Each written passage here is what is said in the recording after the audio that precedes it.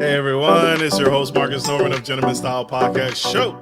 And today we are going to be talking about reverse mortgages. And I have a gentleman. I'm so excited to have him on the show today. I worked really hard to find him and find the uniqueness in these special guests and bring them to the Gentleman Style audience and family today.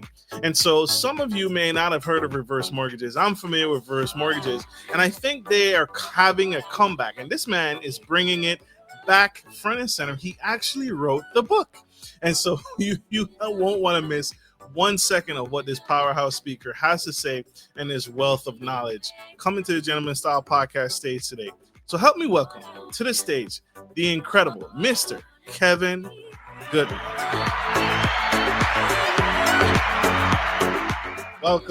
Welcome, sir, to the Gentleman Style Podcast Show. How are you? Hey, Marcus. Good to see you. Thanks for the opportunity to be on your show, man. I appreciate it. Appreciate you, sir. You are saving lives. You are doing something absolutely incredible, and you're sharing information. So thank you for saying yes, because you could have said no, to being a guest on the show today and spilling the tea on reverse mortgages. And before we get started, I want to ask, sir, you chose a unique niche that is the reverse mortgages wheelhouse. Can I ask you why? When did it start? How did you know that you wanted to specialize and help people with reverse mortgages? Yeah, that's a great question. I like that question. When I started my career, Marcus, I worked in ministry for about 12 years. What I did is I used to travel around the country, meet with donors, speak in churches, and raise money for people in the poor parts of the world, the developing world, so they could have clean water, medical clinics, schools, small business loans. And I chose that specific ministry because I really wanted to have impact. I was impacting churches on this side of the pond, so to speak, and churches on the other side of the world. And so I've always been somebody that wanted to make an impact. So when I started my career 21 years ago, 2004, I was just doing regular mortgages, and I still do traditional mortgages to this day. But 2007, I got trained on how to do reverse mortgages. And to be honest, there were some things about them I just really wasn't so sure about. In fact, it's some of the myths people today still believe that have been corrected in 2015. So long story short, and short answer to your question is, I got retrained on reverse mortgages in 2015. And for the last 10 years, I've been helping seniors remain in their home and age in place, maintain their independence, entertain the lifestyle they've worked for and dreamed of, gain access to their equity, sustain and protect some of their equity from a market correction, and refrain from having a monthly mortgage payment.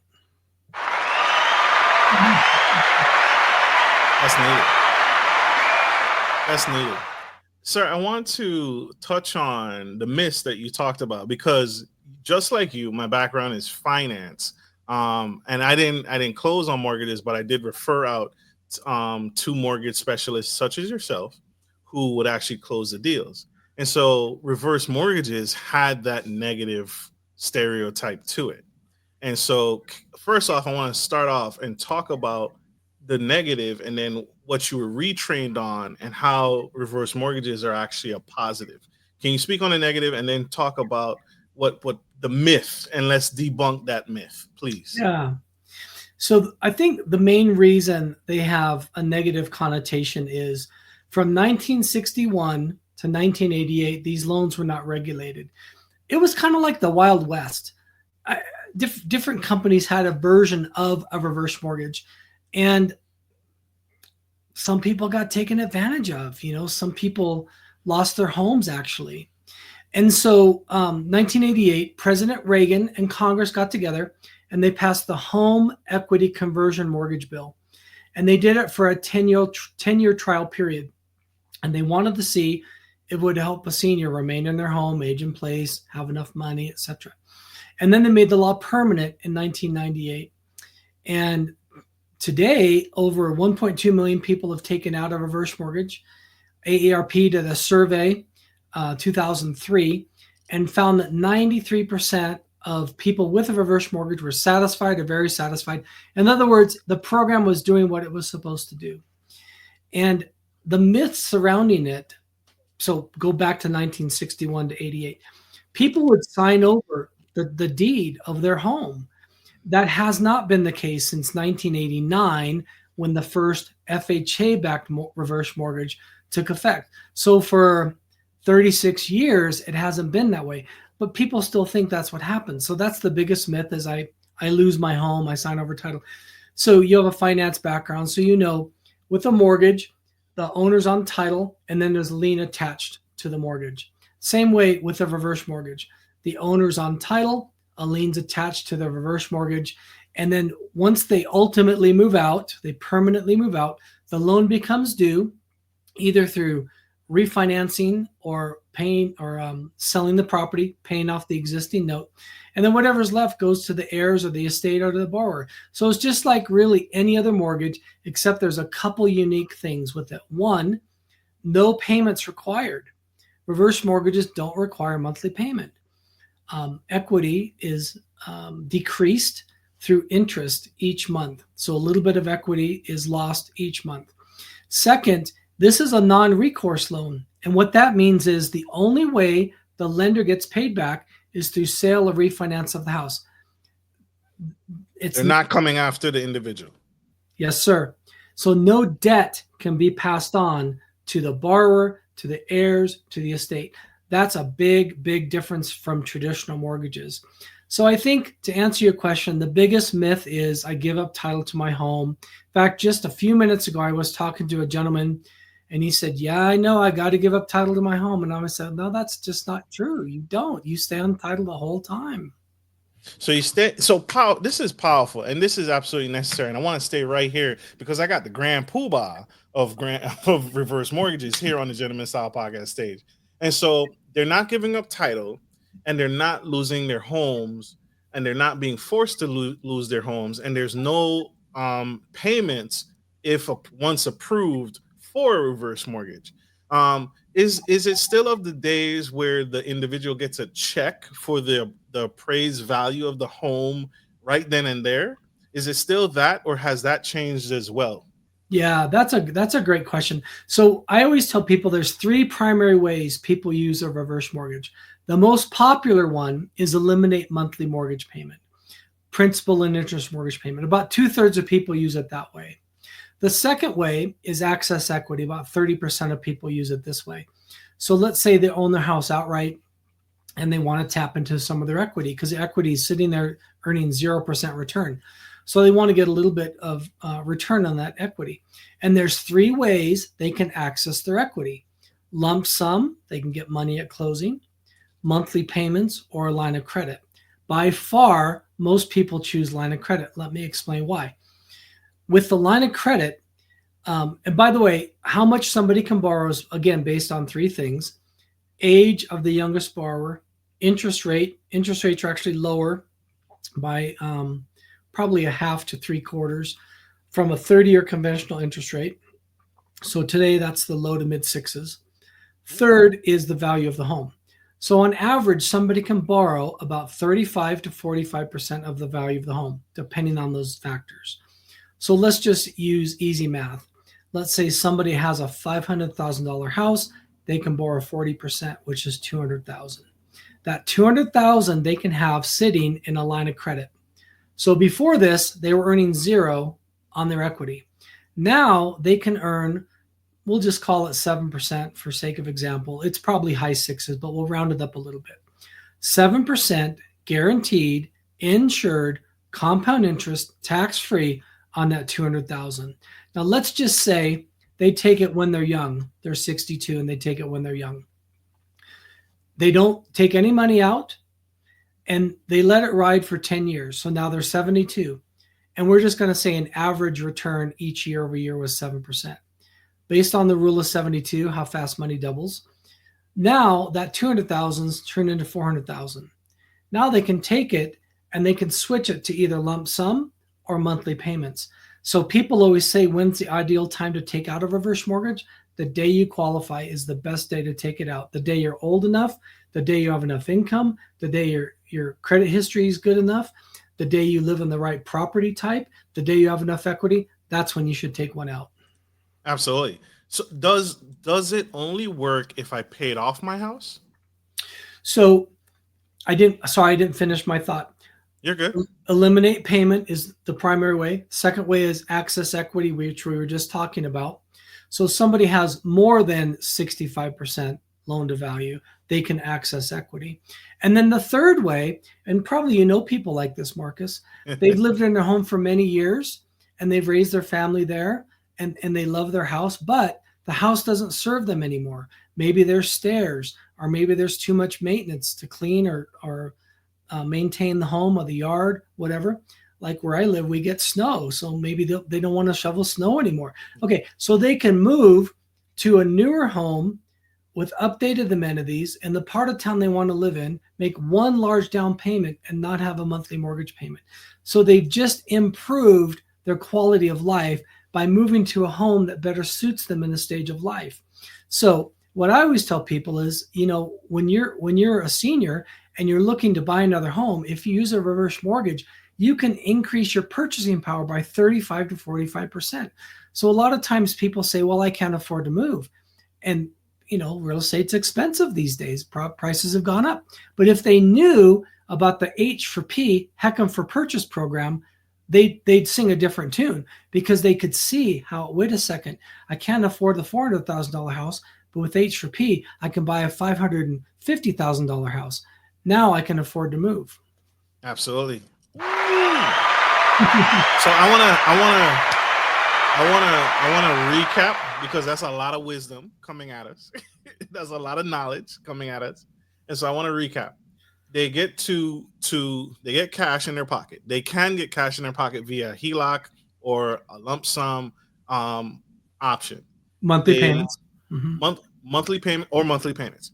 Monthly payments are gone. The mortgage, I no longer have to pay on this mortgage, and I can stay in the home. I don't have to leave if the home still suits me. But if the home doesn't suit me anymore, I can use that cash through that program to find another home that suits my needs. Again, I don't want to cut grass anymore. I don't want to maintain this chimney anymore. I don't want to, I got way too much house. And I remember seeing a statistic where it was like, a lot of parents, bless their heart, they want to leave the house to their children.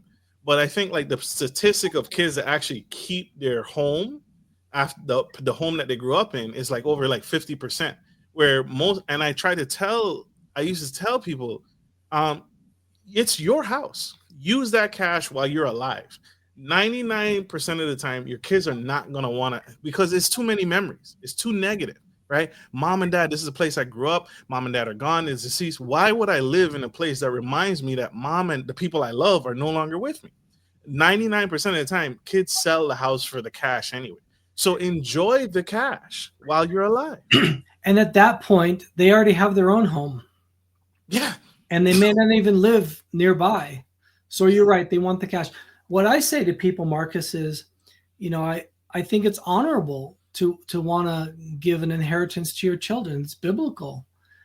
I said, what do you think they're going to do with the money? Spend it. Spend it. I said, okay, right now, by the way, the number one fear a senior has is outliving their money. That's the number one fear they have, because they're healthy, they're living longer, they don't know how long they're going to live, they see inflation, they see the price of eggs, they don't know how long their money's going to last. Is something going to happen in the market to wipe them out? Like, the market's tumultuous right now. So I just ask people, I say, like for the people who own their house outright, I said, what if you took this out? Let's say you don't really need it. You're good. Mm-hmm. You got a lot of money. You don't really need it. What if you just took this line of credit out and you just let it sit there, and you just let it grow year over year over year? And you have kids and grandkids, most people do.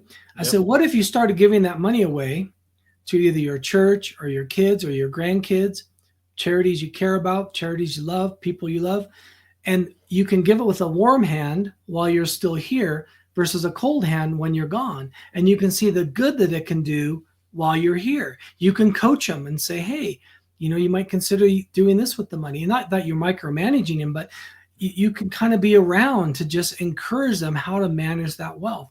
So there's really two categories of people. I'm describing the not need them right now. These are people that have lots of investments, lots of money, but they can't stand the fact that their equity is earning 0% return. So they can, like, I have a story about this actually. Can I tell a quick story? Please, yes. So I helped a lady let's see, January of this year, Grandma Pat. She lives in Grand Junction, Colorado. And I always ask people, I say, hey, why are you thinking about doing a reverse mortgage? How's this going to improve your life? How's this going to help you? And she says, well, I was a single mom and I raised my daughter. Now she has 3 kids. And I want to take these grand boys on vacation. And every year I want to go someplace special with my grand boys. And I want to build these memories so that they're going to remember me when I'm gone. So I said, where are you going to go this summer? She said, Nevis and St. Kitts. Nevis and St. Kitts. Yeah, that's a nice place to go on vacation. And she goes, yeah, my grandboys are so excited. And I'm going to pay for these vacations through my equity. So she didn't want to touch her other investments, which a lot of people don't. But she's got this equity sitting here. She says, okay, I'm going to start using it while I'm still here, making memories. So there's the not need them, and then there's the need them. So think about this, Marcus. A mortgage payment is the highest expense, the largest expense that most of us have in our budget. Yes. We take that off the table. Either we eliminate it or we open access to equity so they have more money to live on. Life just gets easier. There's more things you can do. I remember one time I was helping a lady and I asked her, I said, hey, Irma, why do you want to do this reverse mortgage? And this is going to break your heart. But she said, well, I want to be able to go out to eat with my kids on Sunday after church. I'm like, really? You don't have $20, $50, whatever to go out and eat? Right. So, but that's how tight people are with their money. They just feel it. And it's, what's that saying? Reality's perception. She probably could afford it, but in her mind, so this is what I say. Their whole adult life, they've been earning money. Money's been coming in every week, every month, whatever, how often they get paid. Money's coming in, money's coming in, money's coming in. Then they retire, and now all they see is money going out, money going out, money going out. And they're nervous. They don't know how long they're going to live. So this just gives people peace of mind. I have another quick story if you want to hear it. Please. The very first lady I helped in 2015, she was referred to me by her daughter, who was my client. And I asked her, I said, hey, Carmen, tell me about your life. What's going on? Why are you thinking about doing this? And she said, well, to be honest, my budget's tight. I'm like, yeah, okay, I get it. She lived in a duplex. The rent from the one side of the duplex paid for the mortgage. And she had Social Security. And I said, okay, tell me a little bit more about that. She said sheepishly, well, to be honest, I'm using credit cards to buy groceries. 84-year-old, 5 foot tall, ball of fire gal, so fun and happy and lively. And so at the closing table, I'm doing the math. I know how much her mortgage payment was. I know how much her credit card payment was.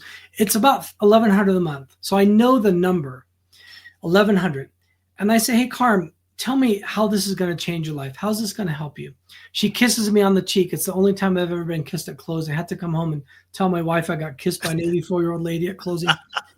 But she kisses me on the cheek and she says, now I can sleep at night. I don't have to worry about money. And you asked why I got into this. I'm like, man, I'm in. If I'm getting kissed at closing, I'm in. This is great. If I can change people's lives like this, I'm in. I want to, and I know this not your wheelhouse as far as taxes goes, but is there a benefit? I see a potential benefit of having it as a line of credit versus taking the cash, because now taxes are due if I take the cash.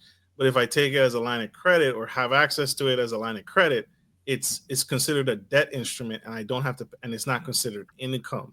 Is there a benefit to pros and cons of taking the cash or the monthly payments or the lump sum versus taking it as a line of credit that you see? I'm so glad you brought this up, because anytime we take money out of a mortgage, whether it's a cash out refinance or a home equity line of credit or a reverse mortgage, there's no tax because it's not income, like you just said. Mortgage proceeds are not taxable. So, however they take it, lump sum, monthly payments to them, line of credit, none of it's taxable. It's non-taxable income. And by the way, Marcus, being in the finance industry, you know, there's only a few tax-free vehicles, right? There's a home health savings account. There's a Roth IRA. Yep. Some bonds in certain states are not taxable. And then proceeds from a mortgage or a reverse mortgage are not taxable. So there's just a handful that are not taxable. Life insurance proceeds. Life insurance, yep. Yeah, absolutely. So that's a tip. That's a pro level tip coming from Kevin Guttman. This is pro level thinking. So again, when he mentions those incredible two ladies, right? They literally don't have to worry about a thing, and they're not increasing their taxable income, especially for seniors, right? Who are on Medicare and Medicaid, and it's income based, right? If they make too much, they get kicked out the program. Well, this is a way for them to potentially get access and free themselves from the vice and the grip, but not increase their taxable income, so they lose their medical benefits, their medical transportation benefits, or their prescriptions. That these are things that they need to live a beautiful life. And so this is truly powerful, Mr. Kevin. What you're doing is incredible and a true heart of gold. I gotta ask, because what are there any hidden costs or risks that lenders may not always fully disclose, or that people need to be aware of when making this decision? Yep, that's a great question. It's a very transparent process. This is the most transparent, safe, regulated mortgage that you can get, because the government wants to protect seniors. They don't want them to be scammed. So it's funny you asked this question, because this guy was talking to right before I talked to you. He goes, yeah, I've talked to 5 people and nobody told me these things like you're telling me. I'm like, we should all be saying everything up front. There should be no surprises, no gotchas. You should know everything up front before you make a decision to make sure it's the right decision. So I will say this. There's really 2 downsides to a reverse mortgage, and we should talk about them, because people say it sounds too good to be true. What's the catch? There's no catch, but there's 2 downsides. One is there's going to be less equity at the end. If you take out a mortgage and you don't make a payment, and that mortgage is going to increase month over month with interest, there's going to be less available at the end to pass on to your heirs.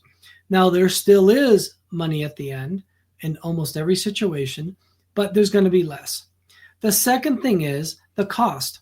So these loans have normal closing costs like any other loan. So there's title fee and closing fee and credit report and appraisal and tax cert and flood cert. There's all that stuff that's in every loan. But these loans also have mortgage insurance. Remember a minute ago I talked about how these are non-recourse loans? So what that means is FHA loans have mortgage insurance. It's 2% of the value of the home. So going back to our earlier example, when we said a $500,000 value, mortgage insurance on that is $10,000. So somebody looks at that and they say the closing costs are double of what they normally are. That's true. But that's also what makes it non-recourse. That's also what makes it that no debt is passed on to you, your estate, or your heirs. So it protects the lender. They're going to get all their money, but it protects you and your family and your estate as well.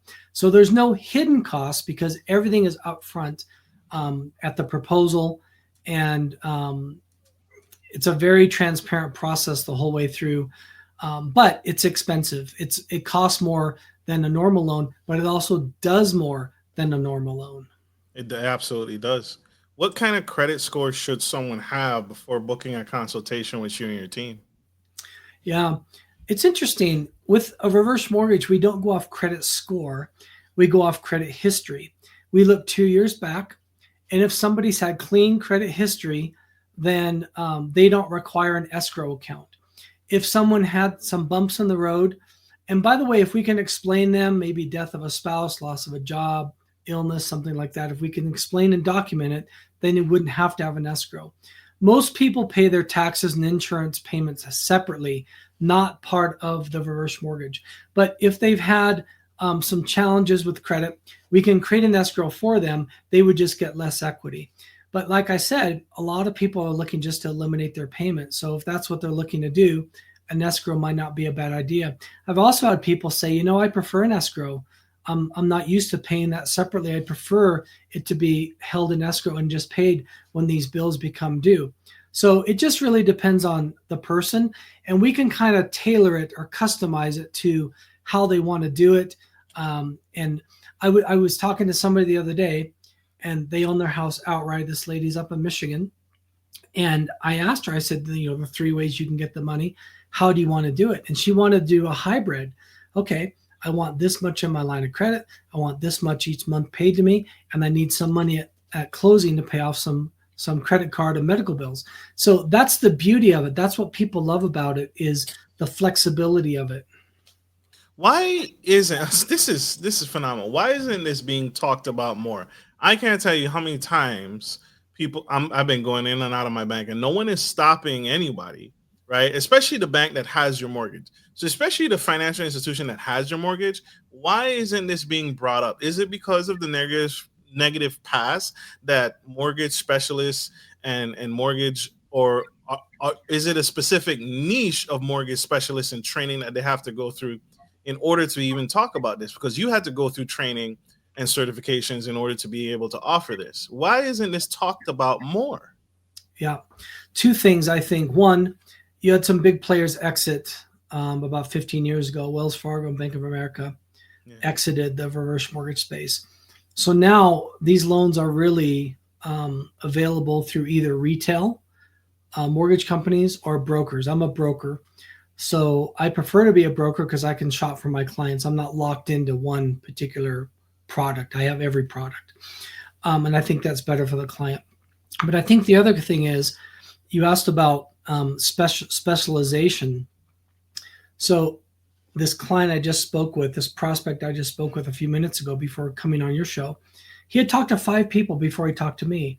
And he goes, they didn't tell me that. They didn't tell me this. They didn't tell me that. I'm like, well, they should. So going back to training, I'll give you some stats. There's 155,000 mortgage originators in the country right now, 155,000. Last year, only 8,300 closed a reverse mortgage. So that's less than 5%, or it's rated about 5%. Then you only have 100 lenders in the country that offer these. Only 100 in the whole country. That's it? Yep. And then you have, here's the specialization piece. So I'm with a company called C2 Financial. We're the largest reverse mortgage broker in the country, based in San Diego. I live in Colorado, companies in San Diego. And we have 10% of all the certified reverse mortgage professionals in the country with our company.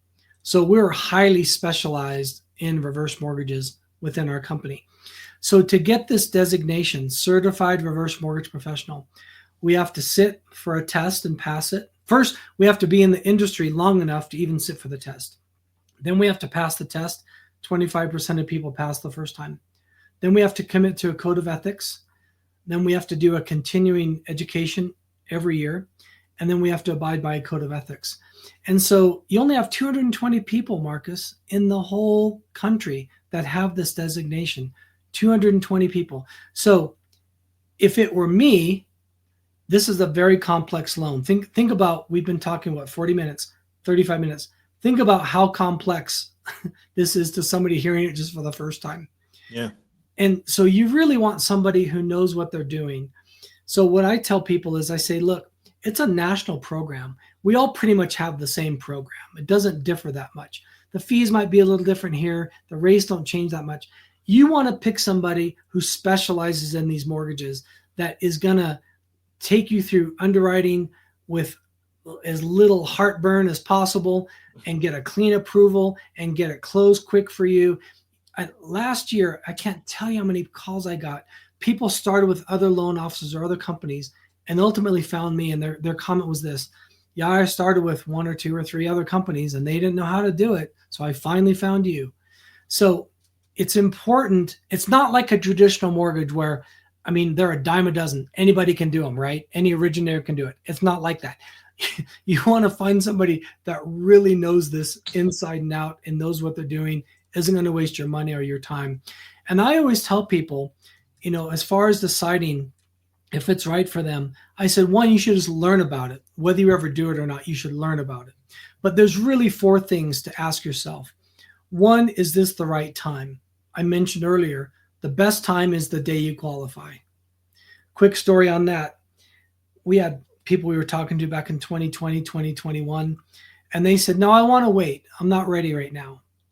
Of course, you know what happened the last 3 years, interest rates 40-year high. And now they don't qualify. They don't have enough equity. So now they're waiting even longer. Now they need it and they can't get it. So qualify the day that you're eligible. Whether you tap the money or not isn't the point. You only pay interest on the money you draw. You should let it sit there and grow in your favor. Let the interest grow in your favor, not against you. So is this the right time? Second, is this the right product?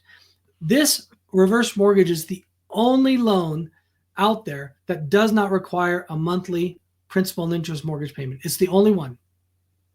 Right product. If people want to tap into their equity and not have a payment, this is it. Absolutely. Third, are we the right company? I mentioned, the largest reverse mortgage broker in the country. What that means is we can shop. I mentioned there's 100 lenders that do them, but there's 15 who issue the paper. There's 15 who underwrite them. We work with 13 of the 15. So we shop and we say, okay, this is a little bit of a unique situation. I know this lender is going to do it well, and we're not taking it over here because these guys are going to beat them up and underwrite. We're looking for the cleanest, smoothest path, most convenient path for the client at the best terms and rates and all that kind of stuff. That goes without saying. And then the fourth is, am I the right guy?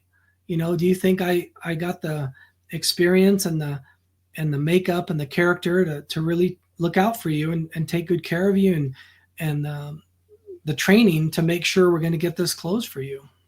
Absolutely. The biggest problem in your industry, and thank you for sharing again so many nuggets, dropping dimes and nuggets all throughout this episode. The biggest issue is what you said. It's the expertise, it's the professionalism, it's the knowledge, right? Too many people jump from broker to broker trying to do the same deal, right? Trying to do the same deal. And the truth of the matter is, it's not going to change very much if you go from broker to broker. So one, you want to sync up with the right person, but secondly, I would also throw on top of there, keep an open mind, right? It's not going to be this thing where you're trying to shop the market to get the best price, because that's not going to change very much from broker to broker, right? Well, this guy said I could get $1,200 a month, and Mr. Guttman said he can only get me 11. It's not like that. Am I correct, Mr. Guttman? It's not going to change very much. That's true. People also want to know, Marcus, how long do these take? So the industry average is 45 days.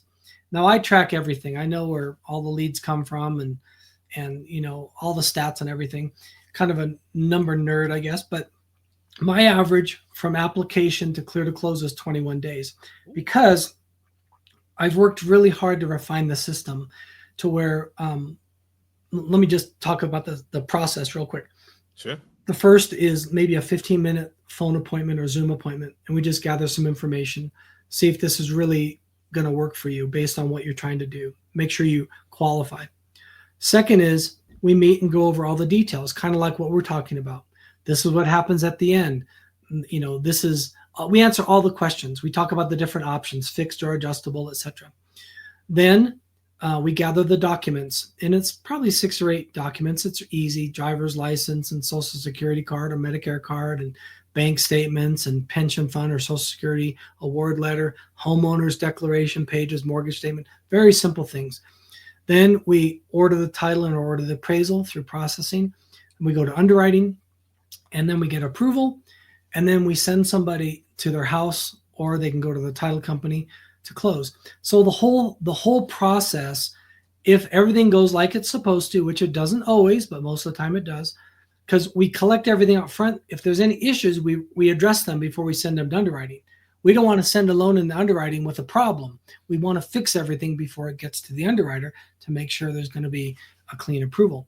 And we do everything above board and ethical and everything. I'm not suggesting we do anything that's shady, but sometimes people just have little things that we need to clean up on title or something. So we take care of all that stuff before we get to underwriting.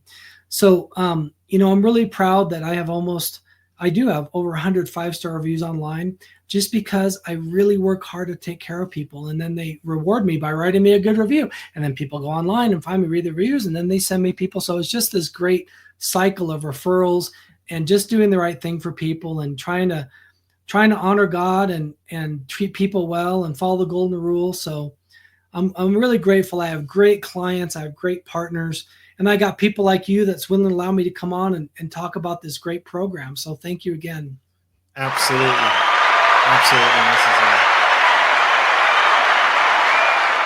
necessary. Mr. Guttman, I heard some paperwork in there, and I heard Medicaid card, stuff like that. Could someone like me get a reverse mortgage?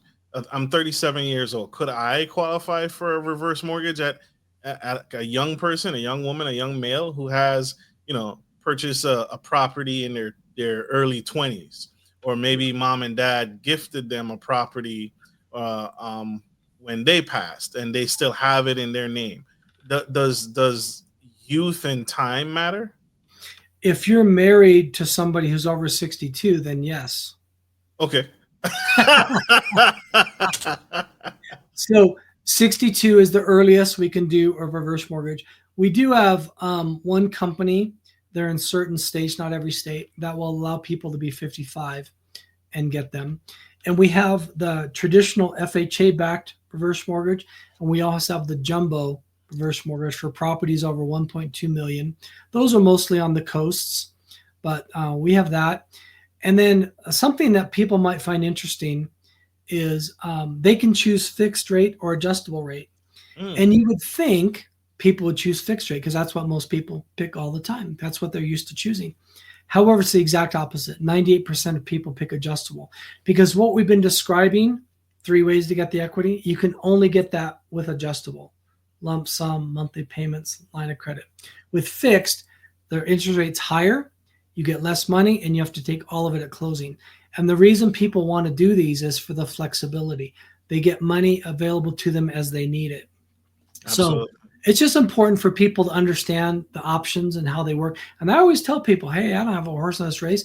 However you want to do it's fine with me. I'll help you get whatever you want. I'm just helping you understand what's available and how it works. Love it. What kind of properties are ideal for a reverse mortgage? Is it a single family? Is it a duplex, fourplex, multiplex, apartment building? What kind of properties are good properties for reverse mortgage? So these have to be the primary residence. And as long as it's a primary residence, these are the properties that qualify: single family, townhouse, condominium, a 2, 3, or 4-plex, even a manufactured home if built after June 15th, 1976. All those properties qualify as long as it's the primary home. Another thing people often want to know, Marcus, and I'll just insert this real quick because I'm sure you have more questions, but what happens at the end? So when the last borrower moves out, what happens? The loan becomes due, and the heirs, the estate, or the borrower have up to 6 months to sell or refinance the existing lien.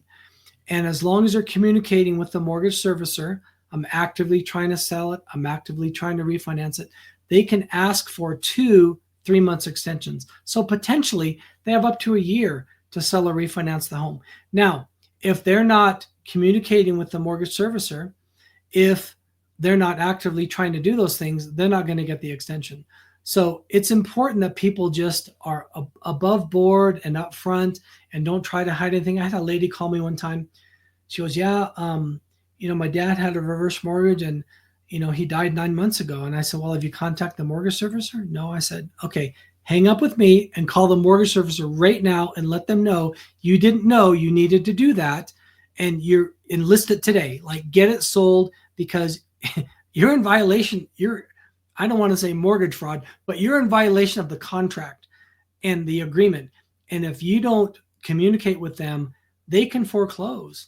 And of course, her dad was passed away, so it didn't really matter at the time. But you want to follow the rules and the guidelines of how the program's set up, so you make it better for the next guy, right? If we all abuse it, it's not going to be there for when you turn 62, if you ever choose to do it. Absolutely. Absolutely. This is profound. This is good. My last question is, how do family dynamics change when someone in the household takes out a reverse mortgage? There's a lot of talk around legacy and gifting and generational wealth. How does that dynamic change with a reverse mortgage? It's really interesting because there's two distinct camps. One is, I'm not telling my kids. I don't want my kids to know. Like, okay, that's up to you. I always ask, hey, do you want to bring in your children? Do you want to bring in your advisors? You know, they might want to have a seat at the table, understand this. And some people want to bring them in and some people don't. And I respect whatever they choose. But at closing, I give people a book written by my friend Dan Holquist called Navigating Reverse. And it's kind of a reference book. It's well written.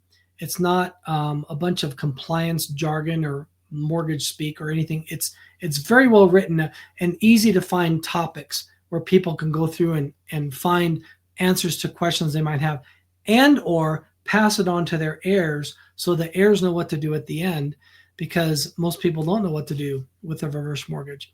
So those people that choose to bring their kids in, the process takes longer, which I don't mind. We go at their pace. It's fine. But like, I have a lady right now in Utah, and she wanted their sons involved, which was fine. And I mean, this lady is literally out of money. She is like, has no other option.